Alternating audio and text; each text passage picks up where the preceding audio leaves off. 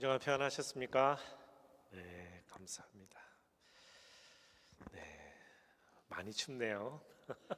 그래서 많이 추워서 뜨겁게 찬양해야 될 것 같습니다. 몸을 주님 앞에 따뜻하게 하면 더 좋지 않겠습니까? 오늘 우리가 나눌 말씀은 은혜를 받은 이스라엘이라는 말씀입니다. 여호수아서 11장 20절에서 21절 우리 준비된 성경으로 같이 읽겠습니다. 시작. 여호와께서 그들의 마음을 강팍하게 해 이스라엘과 전쟁을 해서 그들을 진멸시키기 위함이었습니다. 그들이 은혜를 받지 못하게 하셨는데 이는 여호와께서 모세에게 명령하신 대로 그들을 멸절시키기 위함이었습니다. 그때 여호수아가 가서 산지에서 헤브론에서 드빌에서 아납에서 유다 온 산지와 이스라엘의 온 산지에서 아낙 사람들을 멸절시켰습니다. 여호수아는 그들과 그 성들을 진멸시켰습니다. 아멘. 여러분 가스라이팅이 뭔지는 아시죠? 들어보셨죠? 가스라이팅, 그죠? 네, 이게 무슨 뜻인지도 아시죠? 이게 2017년에 미투 운동을 시작하면서 갑자기 폭발적으로 증가했습니다. 이게 너무 작아서 잘 안 보이는데 뭐 모르셔도 되지만 이게 이 구글에서 제공하는 자료인데요. 1800년대부터 발간된 모든 출판물 중에 가스라이팅이라는 단어만 다 검색해서 빈도수를 퍼센티지로 만든 표입니다. 근데 보시면 거의 변동이 없다가 갑자기 확 솟구치죠. 저 때가 2017년입니다. 그래서 그때부터 우리가 이 용어에 대해서 많이 알게 됐습니다. 사실 이 용어는 오래됐습니다. 왜냐하면 1938년에 영국에서 상연된 연극 이름이 가스라이트입니다. 그래서 한국말로 하면 가스등이라는 연극인데요. 이 연극 줄거리 잠깐 소개해드리면 남편이 부유한 아내의 재산을 탐하고 있어서 아내를 빨리 이렇게 돌아가시게 하려고 아내를 가스라이팅하는 줄거리입니다. 어떻게 가스라이팅을 했냐면 집안의 가스등 밝기를 점점 줄입니다. 근데 아내가 평소보다 좀 어두워졌으니까 이렇게 얘기하겠죠. 여보, 가스등이 좀 어두워졌네요. 그러면 남편이 이렇게 얘기한대요. 당신이 잘못 본 것이야. 너무 예민해서 그래. 아무것도 아니야. 이런 식으로 계속해서 아내의 인식을 부정해서 결국 아내는 스스로의 기억과 현실 판단의 혼란을 겪으며 자신이 미쳐가고 있다고 믿게 만들었습니다. 그래서 이게 요즘 현대 용어로 가스라이팅, 타인에 대한 통제력이나 지배력을 강화하는 행위, 심리학에서 사용하는 용어가 요즘은 아주 젊은이들이, 그것도 연애하는 젊은이들이 사용하는 용어가 되어버렸습니다. 오늘 본문은 어제 12월 2일자 큐티 본문이죠. 일반적으로 우리가 큐티를 하면 그냥 보통 지나갈 수 있는 본문인데요.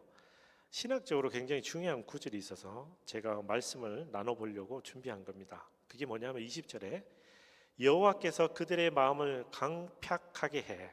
강팍이 아니고 강팍입니다. 강팍하게 해. 영어로는 to harden their hearts, 그래서 harden이래요. 딱딱하게 만든다는 뜻입니다. 마음이 굳어 생각이 바뀌지 않게 한다라는 뜻입니다. 우리가 성경 컨텍스트를 무시하고 리더럴리 그냥 읽으면 이게 가스라이팅이죠. 그죠? 이게 권위가 있는 사람이 권위가 없는 사람 혹은 자기 밑에 사람에게 혹은 상대방에게 그렇게 하는 것, 이걸 가스라이팅이 하는데 이 구절이 여호와께서 그들의 마음을 강팍하게 하신 게 일종의 가스라이팅으로 볼 수 있는 겁니다. 그렇다면 하나님은 가나안 땅의 모든 거주민들의 마음을 기본 주민과 라합을 제외하고 모두 가스라이팅 하셔서 죽음으로 몰아내셨다는 뜻입니까?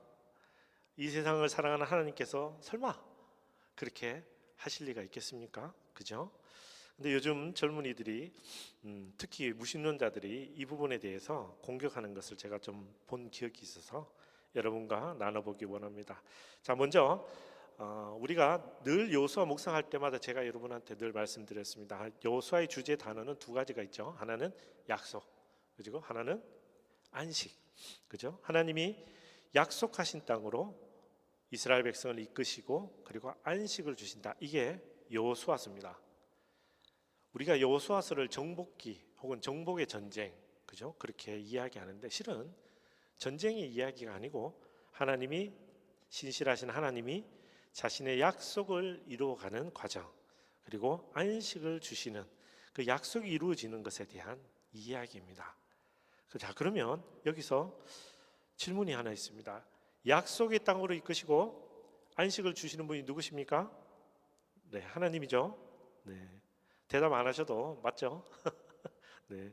자, 그러면 이 모든 여정은 이스라엘과 여호수아의 여정, 모세의 여정이 아니고 실은 하나님이 써가시는 이야기죠.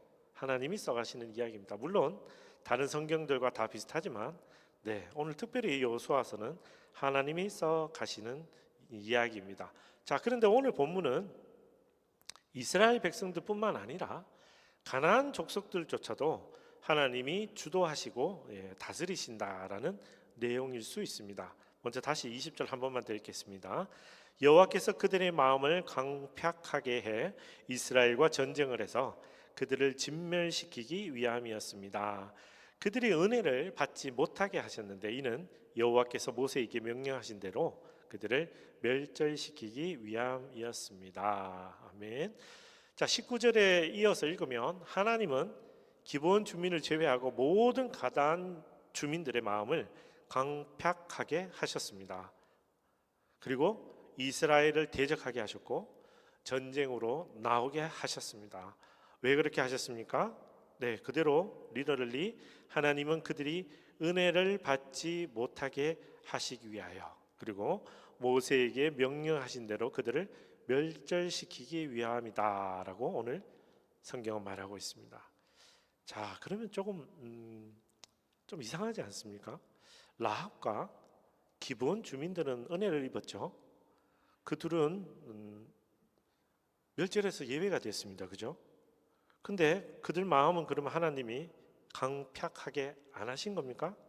아니면 다 강팍하게 하기로 하셨는데 라합과 기브온 주민들만 예외를 두기로 하셨던가요? 자, 이런 생각을 하면서 우리가 21절의 안악자손 이야기도 좀 읽어볼게요.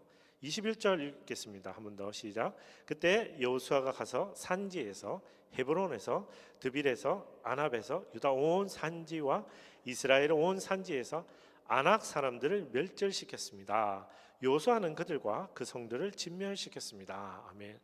안악 사람들에 대해서 우리가 조금 살펴봐야 됩니다. 이 사람들이 누굽니까? 기억나십니까? 네, 신명기 13장에 등장하죠. 모세는 하나님의 명령대로 약속의 땅인 가나안 땅을 보고 오라고 12지파의 한 명씩 리더들을 뽑아가지고 뭘로 보냅니까? 정탐꾼으로 보냅니다. 그래서 그들이 40일 동안 가나안 땅 밑으로는 사해, 그죠? 염해부터 시작해서 저 위에 헤르몬산에 이르기까지 동쪽은 요단강, 왼쪽은 지중해에 이르기까지 전부 하나님이 이상적으로 생각하시는 가나안 땅, 약속의 땅을 모두 40일 동안 돌아보게 하십니다. 그런데 문제가 생겼습니다. 돌아보고 왔으면 하나님의 약속이 있다니까 여기는 가면 이게 풍부하더라, 저기는 뭐 우리 양을 키울 수 있겠더라, 뭐 여기는 밀을 키우면 좋겠더라, 이런 이야기들을 했는데 정탐꾼들이 그런 이야기는 하지 않고 엉뚱한 이야기를 합니다. 민수기 13장 26절에서 33절 한번 읽어볼까요? 같이 읽겠습니다. 시작. 그들이 바람 광야의 가데스에 있는 모세와 아론과 이스라엘 온 회중에게로 돌아왔습니다. 거기서 그들은 모세와 아론과 온 회중에게 보고했고 그 땅의 열매를 보여주었습니다. 그들은 모세에게 이렇게 보고했습니다. 당신께서 우리를 보내신 그 땅에 우리가 들어갔는데 그곳은 젖과 꿀이 흐르는 땅입니다. 거기서 나는 열매가 있습니다. 그런데 거기 사는 사람들은 힘이 세고 그 성들은 튼튼한 데다 엄청나게 큽니다. 게다가 거기서 아낙 자손들을 보았습니다. 네게브 지방에는 아말렉 사람들이 살고 있고 헷 사람들과 여부스 사람들과 아모리 사람들은 산지에 살고 있습니다. 그리고 가나안 사람들은 바닷가와 요단강을 따라 살고 있습니다. 그때 갈렙이 모세 앞에서 백성들을 진정시키며 말했습니다. 우리가 올라가 그 땅을 점령하는 것이 좋겠습니다. 우리는 분명히 할 수 있습니다. 그러나 그와 함께 올라갔던 사람들이 말했습니다. 우리가 그 사람들에게 올라가서는 안 됩니다. 그들은 우리보다 훨씬 더 강합니다.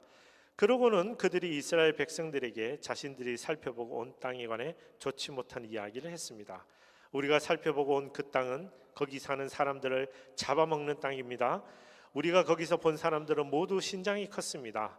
우리가 거기서 네피림, 즉 네피림에게서 나온 아낙 자손들을 보았습니다.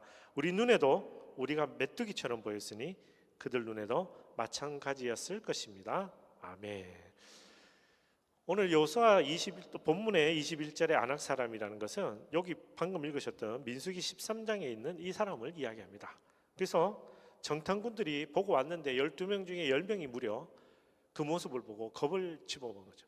마치 다윗과 골리앗 할 때 골리앗도 그 후손이라고 이야기하니까 엄청나게 크고 강한 민족이었던 것 같습니다. 스스로를 메뚜기가 얼마나 작습니까, 그죠? 메뚜기라고 지칭했으니까요. 그래서 여호수아와 갈렙을 제외한 10명의 정탐꾼은 이 부정적인 보고에 따라 이스라엘 민족들은 하나님께 결국 어떻게 합니까? 반역합니다. 하나님은 이걸 반역이라고 하셨습니다. 그냥 단순한 불순종이 아니라 반역이라고 하셨고, 그래서 어떻게 됩니까? 모세가 하나님 한번 말리고 그죠? 그 다음에 전부 다 광야에서 죽고 맙니다. 그래서 오늘 21절에 이스라엘 민족들이 반역하는 단초를 제공했던 그 아낙 민족들조차도 모두 진멸했다라고 성경은 강조한 겁니다. 자, 여기까지 읽으면 가나안 백성들은 진멸의 대상이 되었습니다. 아낙 자손들도 그렇습니다. 아낙 자손들이 실은 지금 이스라엘 민족들에게 그 정탐꾼이 왔을 때 잘못한 건 없잖아요. 그러나 그들로 인해서 이스라엘 민족이 반역하고 불순종했기 때문에 가나안 백성 전체 그리고 아낙 자손들까지 포함해서 진멸이 대상이 되었습니다. 그런데 진멸이 대상이 된 것은 하나님이 그렇게 하셨다고 성경은 말합니다. 하나님이 그렇게 하시니까 결과대로 하나님의 약속대로 이스라엘 백성들이 온 땅을 차지합니다. 이를 성경은 은혜를 입었다라고 이야기합니다. 우리 은혜를 입은 그 모든 내용이 뭐냐면 23절에 있습니다만 오늘 본문이 아니죠. 그래도 한번 읽겠습니다. 시작. 이렇게 여호수아는 여호와께서 모세에게 말씀하신 대로 온 땅을 차지했습니다. 여호수아는 할당된 땅을 이스라엘에게 그들의 지파에 따라 유산으로 주었습니다. 그 땅에 전쟁이 그쳤습니다. 이제 드디어 여호수아서 아직 끝까지 안 갔지만 전쟁이 끝난 것처럼 오늘 성경은 적고 있습니다. 이때까지 걸린 시간을 학자들이 계산해 보면 약 7년. 이 계산하는 방법은 갈렙의 나이로 계산합니다. 갈렙이 40세 때 38년 동안 광야를 헤매다가 이 산지를 내게 주소서라고 했던 나이, 그래서 그 산지를 차지한 나이가 85세.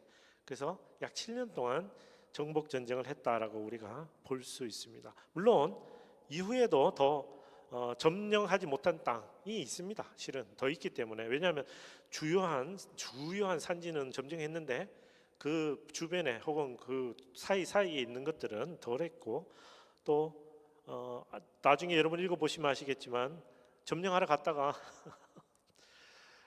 왕창 져가지고요 되돌아온 민족 지파도 있습니다. 그러니까 이게 다 정복 전쟁이 완료되지는 아직 못했습니다. 그러나 하나님은 분명히 약속하셨고 하나님은 분명히 약속하신 대로 이루어 주셨다는 겁니다. 그 이루어 주셨는데 아직 덜 점유한 것이죠. 그래서 하나님은 약속대로 이루어 주셨다는 것을 오늘 본문을 통해서 우리는 확실하게 알 수 있는 겁니다. 자, 하나님의 약속이 무엇이었습니까? 우리 한 번만 더 복습해 볼까요? 여호수아서 1장 3절에서 6절입니다. 시작. 내가 모세에게 말한 대로 네가 네 발로 밟는 곳마다 네게 줄 것이다. 광야와 레바논에서부터 가다란 유프라테스 강과 헷사람의 온 땅과 해지는 서쪽 대해까지 내 영토가 될 것이다. 네 평생 너를 당해낼 자가 없을 것이다. 내가 모세와 함께 했던 것처럼 너와도 함께 할 것이다. 내가 결코 너를 떠나지 않으며 버리지 않을 것이다. 강하고 담대하여라. 내가 조상들에게 주겠다고 맹세한 그 땅을 내가 이 백성들에게 유산으로 나눠줄 것이다. 아멘. 그러니까 유산으로 지금 나눠줬으니까, 그죠? 12장까지, 11장이죠. 실은 11장까지 다 끝난 거죠. 할렐루야. 일단은 끝난 겁니다. 하나님이 이끄시는 이야기, 정복의 이야기, 결국은 아름다운 은혜의 이야기는 일단 완료된 겁니다. 자, 그럼에도 불구하고 20절은 우리 마음을 좀 어렵게 합니다. 다시 20절을 보면 여호와께서 그들의 마음을 강팍하게 해 이스라엘과 전쟁을 해서 그들을 진멸시키기 위함이었습니다. 여러분, 이 강팍하게 해, 우리말도 어렵습니다만, 이 단어가 히브리어로는 하자크라는 단어인데요. 이 단어가 실은 뜻이 두 개가 있습니다. 하나는 강하게 하다, 하나는 강팍하게 하다. 강팍하게 한다는 그 뜻이 잘 드러난 구절이 출애굽기에 있습니다. 아마 보시면 여러분 쉽게 영화 아시죠? 그 쉽게 영화에도 이 장면이 나옵니다. 출애굽기 4장 21절 읽겠습니다. 여호와께서 모세에게 말씀하셨습니다. 내가 내게 모든 기사를 행할 수 있는 능력을 주었으니 너는 이집트로 돌아가 바로 앞에서 그 기적들을 다 보이도록 하여라. 그러나 내가 그의 마음을 강팍하게 할 것이니 그가 백성들을 보내주지 않을 것이다. 아멘. 바로가 하나님의 명령에 거절하죠. 그죠? 바로가 하나님 명령에 거절합니다. 모세가 대언한 하나님의 명령에 거절합니다. 그런데 그 이유가 바로가 자기 마음대로 했다기보다는 성경은 뭐라고 얘기합니까? 하나님이 그의 마음을 강팍하게 하셨기 때문이다라고 이야기합니다.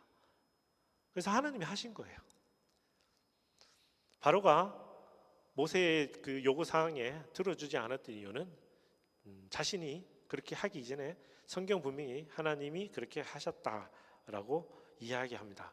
자, 그런데 우리가 성경을 읽을 때 항상 주의하고 조심하셔야 될 게 있습니다. 딱 하나만 붙들고 성경을 보시면 큰일 납니다. 그럼 맨날 우리는 내 시작은 미약하니 나중은 창대하니 이것만 쳐다보는 거예요. 그 성경은 욥기 주제하고 실은 아무 상관도 없는 거거든요. 그런 구절들, 우리가 붙드는 구절들이 있는데 오늘 출애굽기 4장 21절 말씀도요 연결되는 구절이 있습니다. 출애굽기 8장 15절 말씀 함께 읽겠습니다. 시작.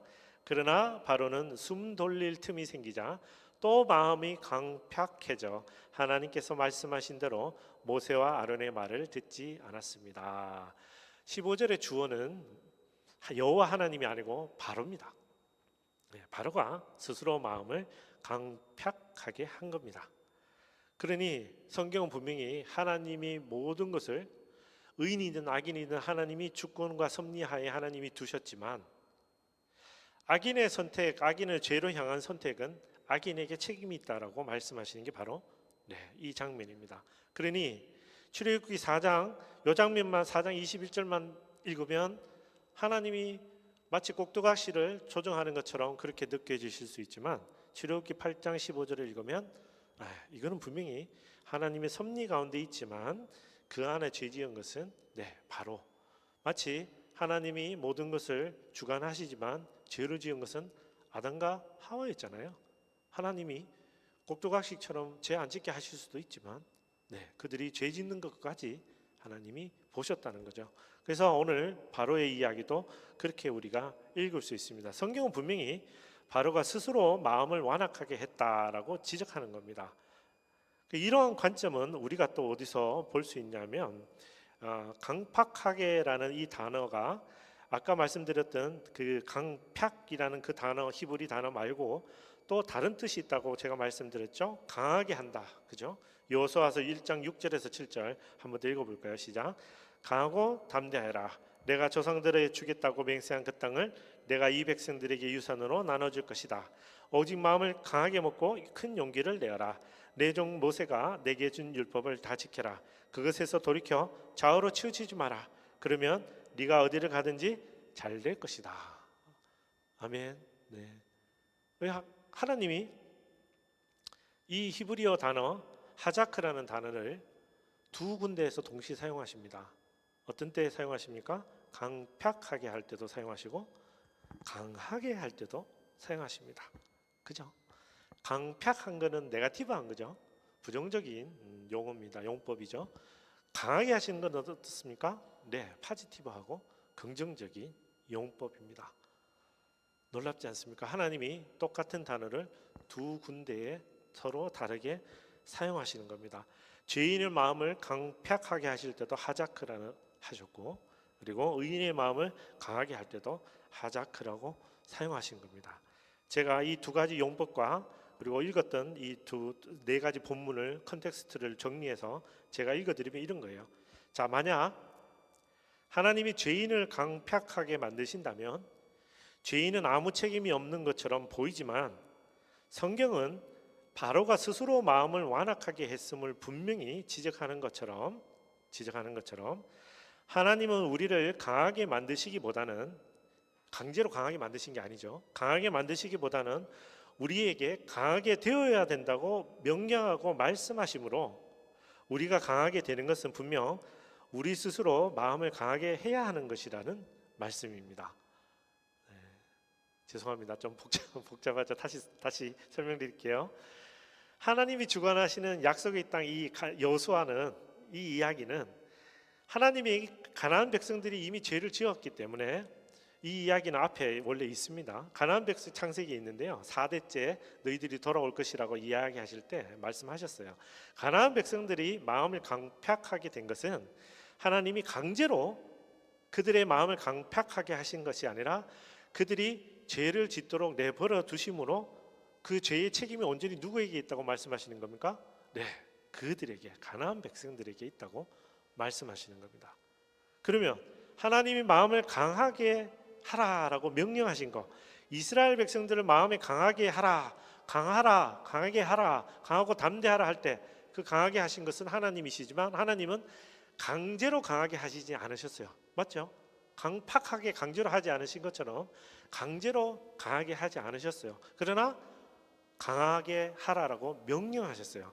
그러므로 이스라엘 백성들이, 여호수아가, 모세가 강하게 됨으로, 믿음을 가지고 강하게 하나님 앞에 서므로 그 승리에 이스라엘 백성들도 하나님의 그 승리에 동참하게 하신 것입니다. 사랑하는 성도 여러분, 이 두 가지 이야기를 하나로 뭉뚱그려서 성경에서 한 단어를 씁니다. 그 단어가 바로 은혜입니다. 은혜. 그 단어가 바로 은혜입니다. 은혜는